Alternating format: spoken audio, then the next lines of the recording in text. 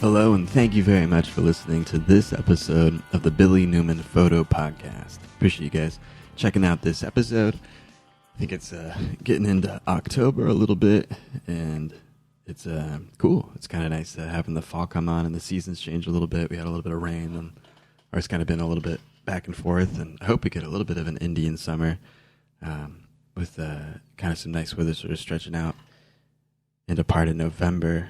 I'm hopeful for that. I know we've had like a couple years of that in the past, but I don't know. It seems like it's a little bit back and forth, and I don't know. Pleasant might not be the answer for what happens this year. But I've been working on some film scans, and I wanted to get into that. I had talked a couple podcasts ago about how I had sent a roll of 100 speed Ektar film out to a development house in, I think, San Clemente, called the Darkroom. It was like a website service that was suggested to me a while back, but it looks fine. Or yeah, they've got a website online that talks about the film development stuff that they do.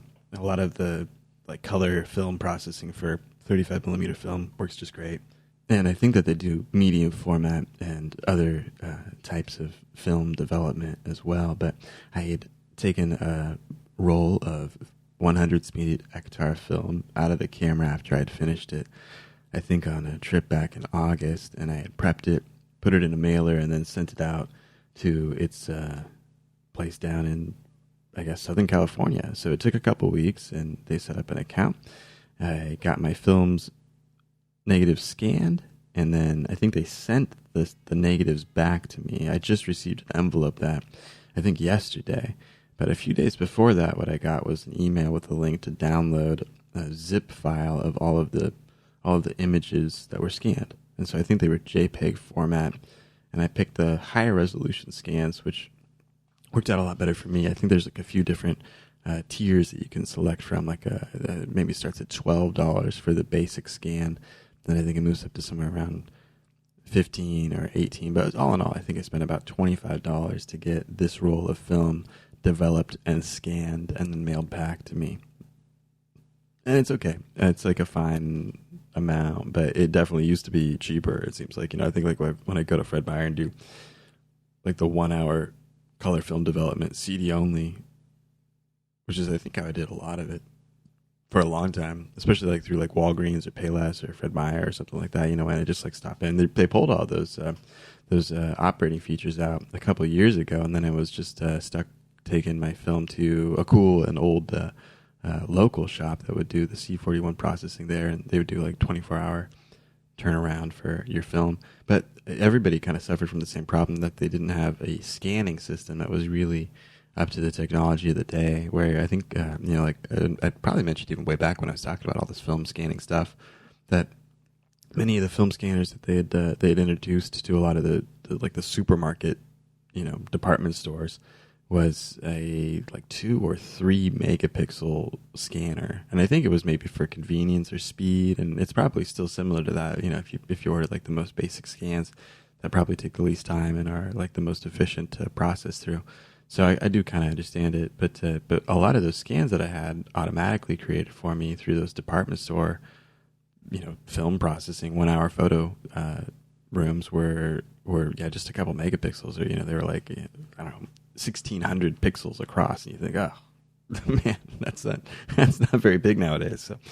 So that ended up being like a problem after a while. So what I ended up doing was I'd get the film developed, and then I had ended up buying I think it was a Pacific Image Prime Film 7200. I'm trying to remember what that one was, and then I used a film scanning software, Silver Ice.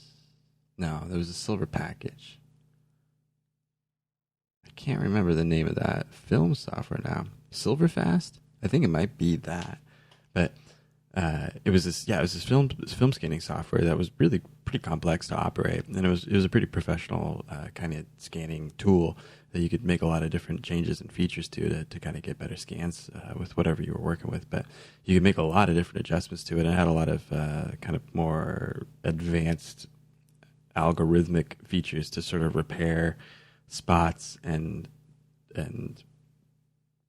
film scratch problems. I guess it would kind of clean up a little bit of that damage. Like when I'd scan stuff, if you just have the raw scan, you'd be really surprised, or maybe not, at how bad it is. Or, just like a little dust or little artifacts that sort of seem to be in the scan that don't really look correct, and or just little pock marks in the film emulsion itself. And you can kind of see those like on pieces of film when you scan them, but the software would really kind of go through and sort of tune that out a little bit.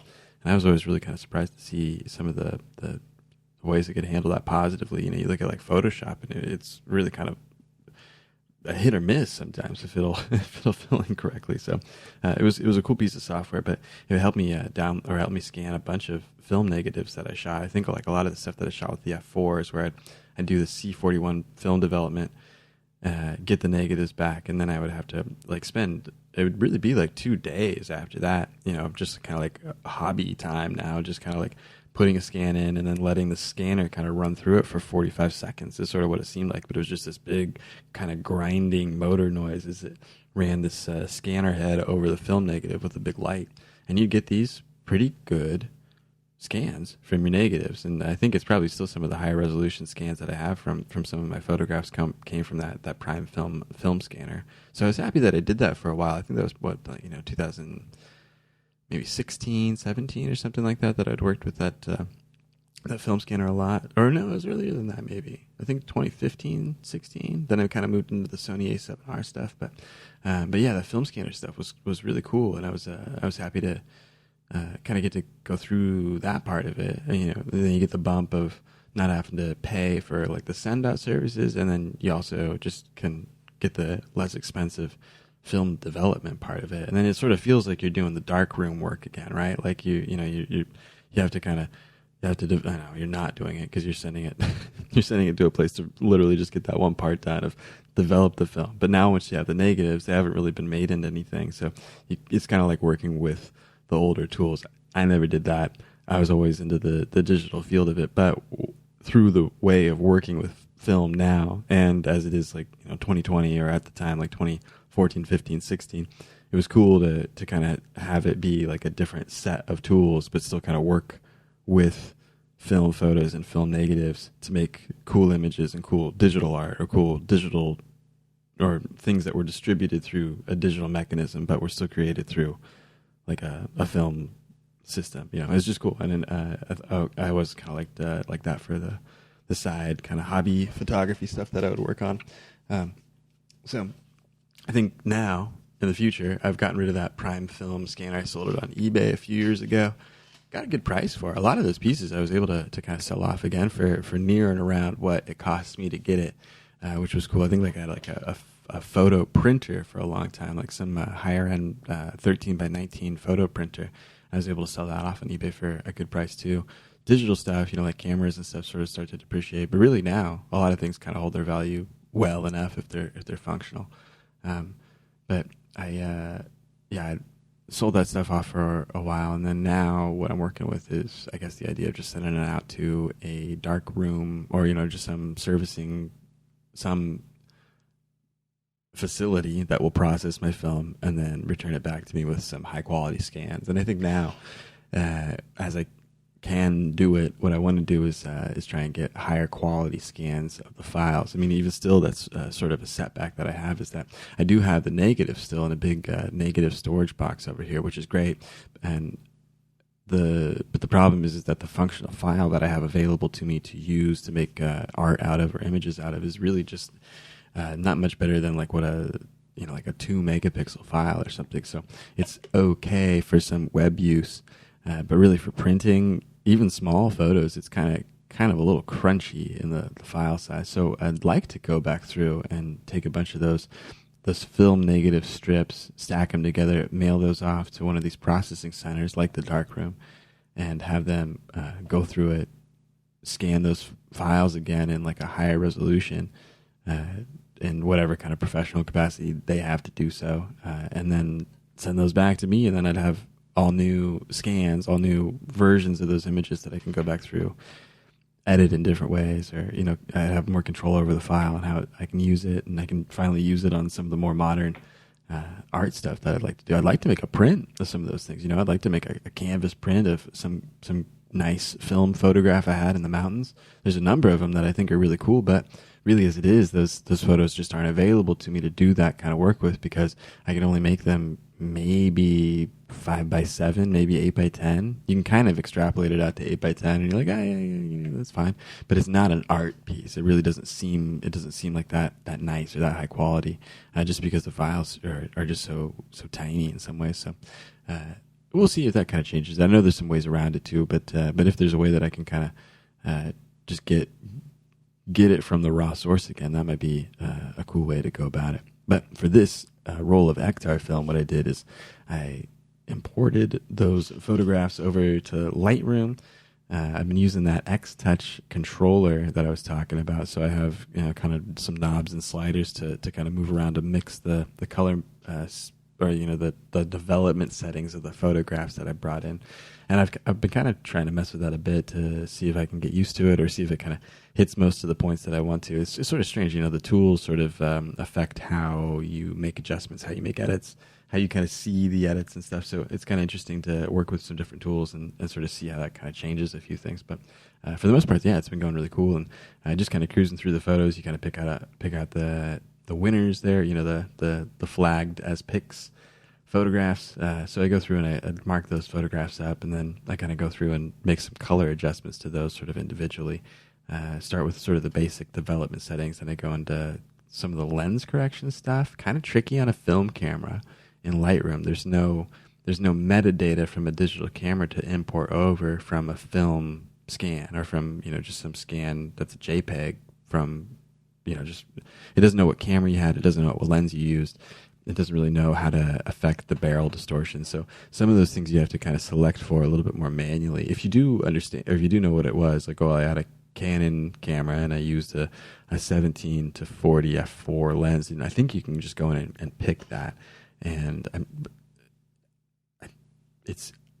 I'm not sure how it affects it, or if that distortion effect is the most accurate profile now that we're working with like a different camera and a different and the same lens, so I'm hoping that it's just like the lens profile affects that frame the same way, but it seems to be very subtle. So the barrel distortion stuff sometimes is something I work with, but also sometimes I don't. Really sometimes I think part of the photographic effect is sort of what the lens does to the picture, and sometimes I'd like to leave the barrel distortion effect in the photographs. Sometimes there's a lot of rounding that seems to happen, or just sort of it's very strange when you see the adjustments of before and after a barrel distortion adjustment, because it's like it's the same image, but there's just like a little bit of flexing in just some parts of it, and you think, wow, like what a weird subtle change, but like I guess that is flattening it, or maybe it's not, maybe it's distorting it more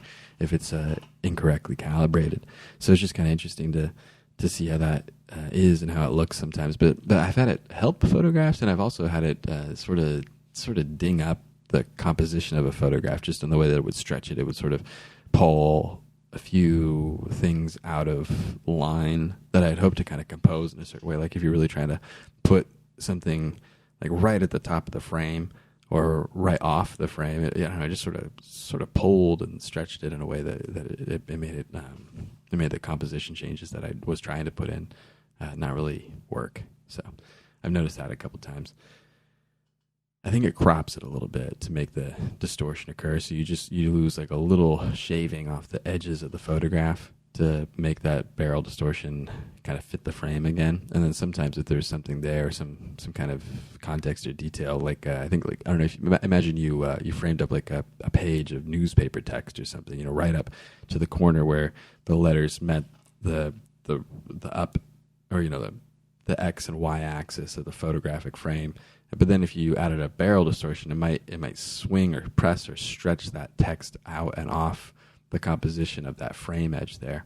And that's sort of the types of things that might have happened before. I use that example, I guess, because you could kind of visualize sort of the flexing or stretching of a page of text that was just supposed to be flat. You can kind of imagine those words kind of pulling off or drifting off, or not being squared up onto the page in the same way way as they would have been at the corners, and so that's where some of the barrel distortion stuff can come in and bite me. But I don't know. I guess it's straighter, or it doesn't have the vignetting that it would have had otherwise. But there's no controls for that sort of stuff for the film camera, and it's a feature I use a bit, but maybe not necessarily all the time. So I was going through editing a bunch of photographs and stuff. There's, I think, a lot of images through there. I've been pretty slow to shoot through this roll of film. I've been doing a lot of stuff, probably with like the digital camera and that 360 camera that I was into. But yeah, I was going through and shooting. I kind of shoot it alongside with the digital photographs that I'm taking out on a trip. You know, if I come up to some kind of, I don't know, thing and I think, aha, I'll take a film photo of this. Then I pull it out of the camera bag that I have with me and try and shoot a couple frames. But I was going through, marking up the flagged pics, editing them up. I was noticing, and I'm not sure if it's just this camera. See, this is the first roll of film that I put through this Canon EOS camera. I think I was saying it's kind of like a champagne-colored plastic. Oh. Champagne-colored plastic camera body. It's like champagne, and I think it was supposed to be like silver, or it's like a plastic silver is sort of what they were going for. I don't know if it really worked out, but it's probably 1998, 1999 era, and it's fine. But yeah, it was real inexpensive. I think it was like $30, $40 on sites like KEH, or you can probably find similar models on eBay, and I'm sure other sites too. But yeah, it's easy to kind of pop in there and try and check out some old, kind of inexpensive Canon cameras. You can get Rebels, like a Rebel film camera from the 2000, 2001 era, for just dirt cheap, like $16, $6. You know, it depends on the model or the quality, but they're very inexpensive because there was a lot of those produced. A lot of them, I think, sold during that era too. And yeah, it's cool if you want to just grab a camera, which is cool too. You know, the film camera stuff is nice because you can get an SLR for, again, like I'm saying, maybe less than $20 if you shop around correctly. And it's really just a black box with a lens, you know, and you're able to control the features, and when you're able to hit the shutter and capture an image, then you're able to expose that onto the film, and that's what you've captured. So it's really cool. You don't have to worry about some of the same feature, or, you know, is this high enough technology? Is this good enough? Does it have low enough noise? Does it have enough buttons on it? Or some of the stuff that we kind of think about when we're trying to shop around correctly for the right camera when we're working in a digital space. You know, you pick out like a point and shoot, and you find out, oh, it's like it doesn't focus at all, or, you know, it takes a long time to do whatever thing, or the images kind of come out maybe a little yellow, or the lens looks a little funky, or something, whatever it is. You know, a lot of cameras now, they're almost all great, so it doesn't really matter, but they're always, you know, better or as good as the types of cell phone photos you can get now, which are all really pretty stellar when you think about the type of technology that you're able to use. I mean, you imagine back to, like, I don't know, even 10 years ago, even in 2010, let's say, you know, when it was all actually kind of a developed thing, when camera phones have been around for maybe 7-8 years pretty widely. And even at that time, when it was quite popular, I mean, I think like Instagram was a working mobile application near and around 10 years ago. Can that be 2010, 2011? It was right around now, 10 years ago, that Instagram started taking off, right? And then it was in 2011 that they sold to Facebook? No, it was in 2012. It was in February 2012, and I joined in February of 2011. Interesting. I think that's right. But I think they started right around now, 10 years ago.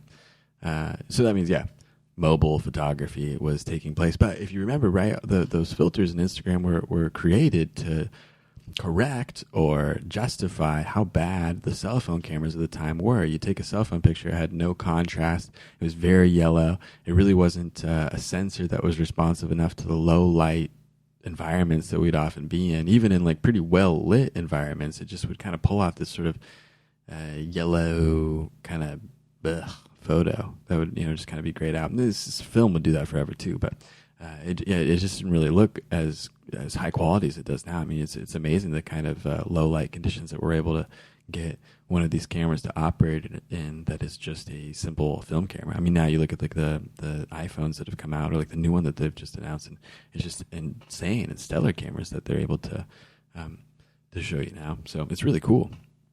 That, you know, you look, you're just like, oh, how many lenses can they fit on the front of that thing? Or, you know, it's wild, but it's cool how well you can capture images now digitally.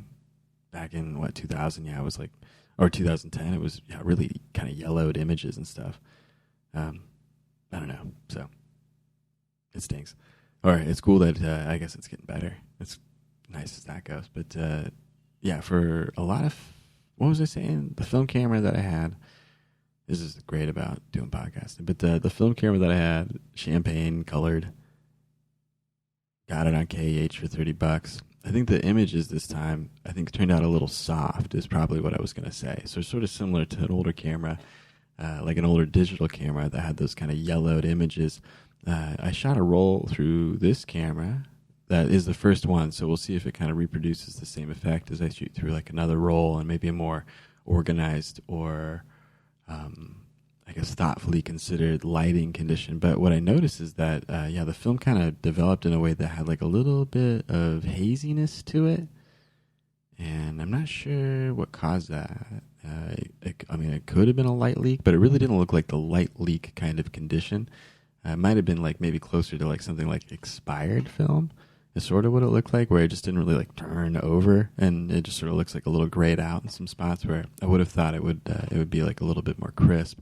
Some of the photographs came out fine and do look very crisp and do look very bright and colorful. Like they were really able to like capture that the color quality of the light at the time that the photograph was taken, and so that might be like a more just like selective opportunity thing that happened. Like maybe the photographs that they were taking were in conditions that would be bad light. It's possible, but really they're, I don't know. I took digital photos against it right there, and really like a film photograph should be able to handle some backlight or some kind of side light that's maybe gonna be a little hazy or something, but yeah, it just kind of seemed like a few photographs were a little bit washed out in how they ended up developing. Sort of how it goes with a lot of film. I remember losing like a number of frames, a roll on that Nikon FG20 that I talk about sometimes. That like manual focus, manual wind film camera that I had. I'd photographed like a bunch of stuff back in like 2012, 2013 with that camera. And I would lose like a couple frames a roll, and just the operation of how that camera worked. Like it would just kind of crunch a frame, or it wouldn't wind it correctly, and then you have to you just have to rack it again the way it's built. You can't like back it up or double expose or anything like that. So you just have to, I guess I'll just crank it over again and shoot, and then whatever happened to that frame. So you just get like a black one or some white frame that never developed, and that was always kind of like, oh. But it was also similar to that with like the N80 too, or with any one of those auto wind film cameras, where like similar to this Canon one, once you put the feed of the film into the camera body, and then you put the canister in the film, and then once you slam that door shut on the camera, once it latches, it'll kind of auto wind. It'll kind of grab the end of the film and then wind it up on the other side so that it's matched up and then ready to go at frame one. But I do remember like a couple of times where it would just kind of like mess that up, or it would grab like a few too many frames at the beginning of the roll to kind of wind it in before it would figure out where it was. But I would kind of have that happen, or even near the end when you'd shoot and you could have shot maybe one more frame on it or two more frames on it, but just the way that it would count, it would stop and then auto wind back. And I remember like a couple kind of tricky things with that, or like where you'd take a picture and then it would wind to the next one, like it would auto winds to the next roll or the next frame in the roll, but then it would fail at that. Then it would shut off. Then you'd have to flip the switch, turn it back on, and then it would, I think, wind again, like I'm saying, because it had like a wind error, but it would wind out again, and then you'd like lose that frame. And I remember dropping a bunch of frames to that. That was a bummer. I don't know. It's not that much, but it's just sort of the cost of doing business, it seems like, with some of the film stuff. If you do know what you're doing and you can kind of anticipate some of those problems coming up, there's really like a number of things you can do to mitigate it. I think that's sort of what makes a person like like a skilled operator of that trade versus someone else that's not, which might be me, Shoot. So that's kind of what I'm talking about. It's just like, well, I tried this out. It didn't really work well. And that's the frustrating thing about people that want to get into some film photography. It's cool. It's cool to pick up an old camera at a flea market, something like that, and then you grab a roll of film. Where you're going to get a higher quality roll. Right now, you kind of have to special order it, or just order it on Amazon. It's not that special, but you can order Amazon Prime some roll of Ektar, some kind of nicer Kodak Portra, throw it in a fun camera you got. You can also probably get that Fujifilm stuff at a local-ish place. I think you can probably get it at a bigger department store, though it's rare now. I know it's kind of rare. But I think you can get like the Fujifilm 400 in a number of spots. That's really it, though. You're not going to get any other kind of film stock just publicly out. You're going to have to go to a camera store. If you're in a city, you can probably do that. Otherwise, it's still kind of, like a mid-sized town probably has something, but it's still sort of special. And probably right now it's odd to get something like that, during the COVID lockdown pandemic stuff. I'm sure that's limited access. So yeah, online order. $15 or $10 or $7, something like that, to get the professional film stock, and then it's going to be $25 or so, like I've just found out, to develop that roll of 36 frames. And it might be that the camera was bad, or that something failed, or that a battery didn't work right, or that the meter is blown out now, and that all your photos are overexposed.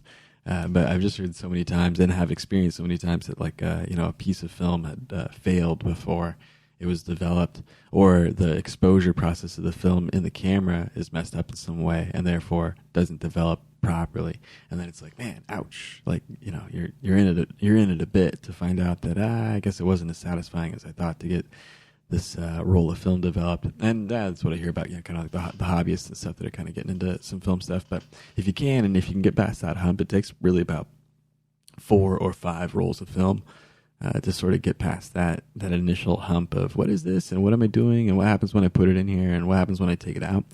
If you can kind of think your way through that, then you'll be in a good spot. That's at least how it was for me back when I was trying to get into it. Was I kind of understood how to get the film in, get the film going, get some shots in. But there was definitely like a bit of a curve. And then when you get the film back is when you kind of discover too, okay, like that's when I did this in the photograph and it worked better, or it didn't work, or, like you try and do like some exposure compensation thing and it's like, that was too bright. And then you learn about bracketing or something, like how like photojournalists used to do back in the day, where they'd have to I don't know if it's going to work out right. So they'd have to bracket an exposure, a bright exposure, a mid exposure, and a low exposure, hoping one of those was the properly metered place for that photograph. And that's where you get like bracketing systems on some of the higher end professional DSLRs. Now you can kind of go into some of those deeper features, find bracketing. And that's how like HDR photographers kind of set up some of the automatic ways that they might approach capturing an HDR image, is setting up their bracketing to do something similar, where they have one f-stop overexpose, one even exposure, and then one f-stop underexposed. I think that's right. Where, it's like bright, mid, and then dark. And then they're able to combine those tonal ranges to make something that has a higher dynamic range. And they use that sometimes through a process called bracketing that sort of automates that exposure change for every 3 frames. So, high, mid, low, and then again high, mid, low, and then again high, mid, and so on. Kind of cool that they were doing that, but I think that's what they would do for some of the action sequences that they would have to do some photojournalism in. I think they use that in Vietnam a lot. That's sort of what I had understood. I know that it existed as a thing outside of that, but I think it was part of some of the press and that were deployed, or that were, embedded with with the military over in Vietnam. And I think they would use a lot of bracketing techniques to try and get exposures out of the field. I guess it was kind of difficult. You can imagine, right? But yeah, I think that's like one of the ways that they were able to kind of do that. So yeah, bracketing stuff is kind of cool. or to kind of do that so you can see like the framing or the light in the frame and see like which one exposes better.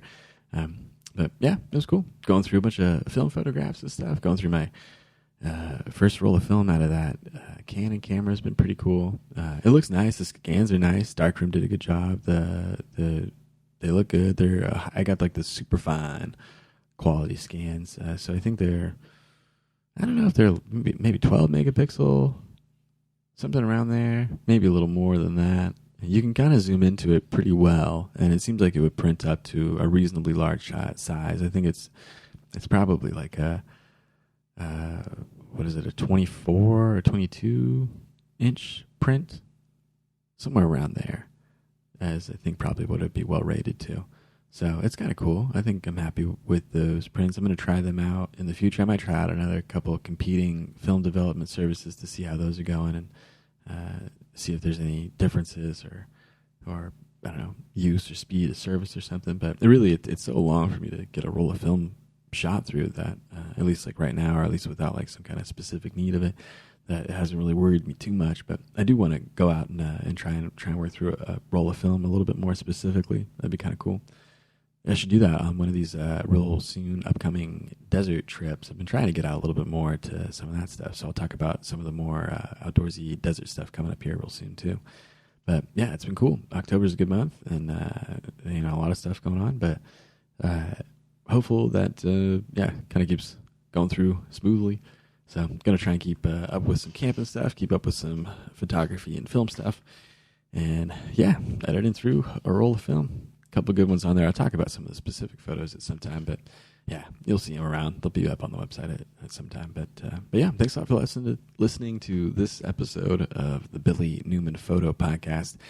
You can see more of my work at billynewmanphoto.com. You can help me out at billynewmanphoto.com/support. It's a donation-based system, sort of like Patreon. There's different levels and stuff if you're interested in, or you can make any kind of donation or contribution that you would want to the podcast. And if you're interested, go to the About page, and you can contact me at my email address or through the contact form there. I'd love to hear from anybody that's bothered to listen to this podcast or check it out. So, yeah, thanks a lot for listening to this episode of the Billy Newman Photo Podcast. Bye.